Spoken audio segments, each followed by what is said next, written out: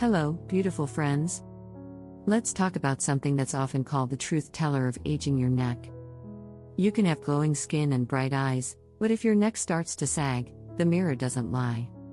That's why today, we're diving into neck tightening creams, what works, what doesn't, and how to give your neck the love it deserves after 60.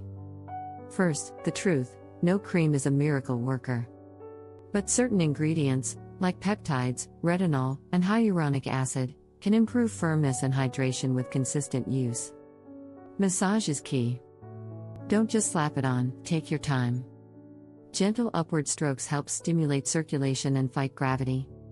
Also, hydration from the inside matters.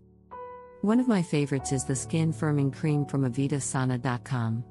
It's specially formulated to support mature skin and restore a smooth, hydrated feel to delicate areas like the neck.